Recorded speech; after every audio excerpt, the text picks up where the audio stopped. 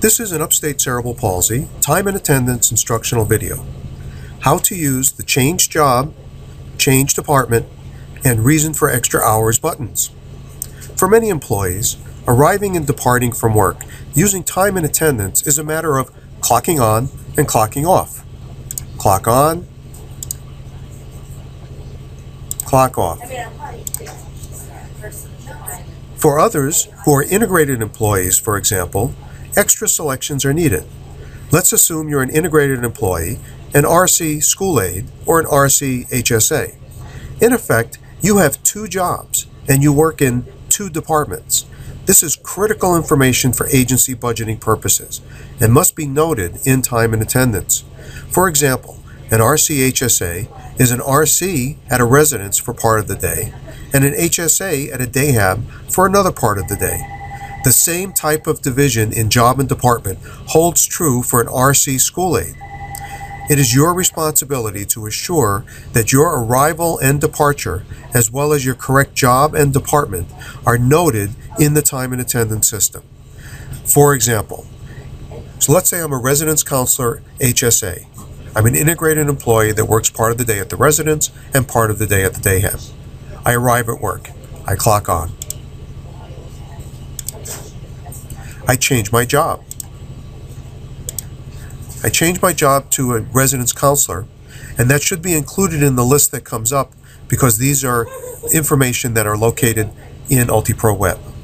I then change my department because when I'm a residence counselor, I'm at the house. So I continue using the next button until I find my house. Let's say it's D'Amico. And now I can log out and continue work. A couple of hours later, I'm going to arrive at day hab. When I go to day hab, I don't have to clock on again, but I do have to change my job because when I'm at day hab, I'm an HSA. So I pick HSA. And when I'm at day hab, I'm no longer at the house. I need to tell it that I'm at day hab. So I will click the next button until I find the day hab that I'm located at today. Let's say it's Armory. And now I can log out and continue work. At the end of the day, when I'm ready to leave, I can clock off. So an integrated employee, for example, an RC HSA or an RC school aide, when they arrive at work, they pick the job at the house or at the school, wherever they start. And then when they go to the next place of work, they just have to change their job and department. And then when they leave for the day, they clock off. This is also true if you work at a site different than you're normally assigned. For example, an RC working hours at more than one residence. You may work at one house normally and only clock in and out of the system. But when you work at another house, you must select that house by changing your department. For example, let's say I normally work at Jones.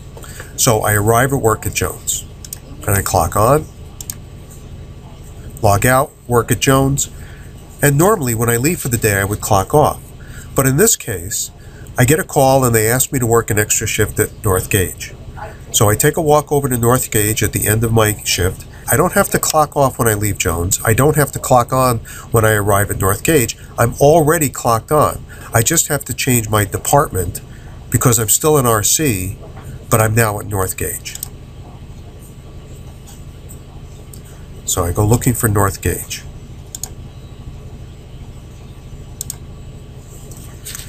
Now, when I leave work at North Gage at the end of the day, at the end of my shift, I would clock off. I'd like to review one point a second time because it's the most confusing for people. When you're working that continuous shift, when you're changing jobs and departments during the day, I just want to review a key point. When you arrive at work, you clock on. If you're an integrated employee, you're changing your job and you're changing your department.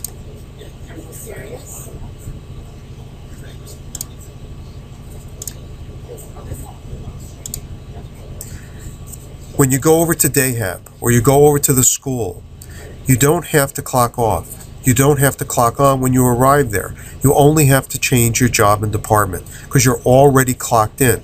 So you just have to tell it that from now, because now you're at the school, you're going to be a school aide, or because you're now at a day hab, you're going to be an HSA.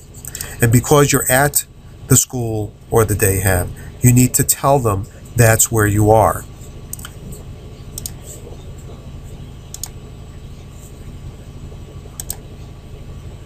And when you leave for the day, you then clock off. Finally, let's say you're asked to work an extra shift for any reason.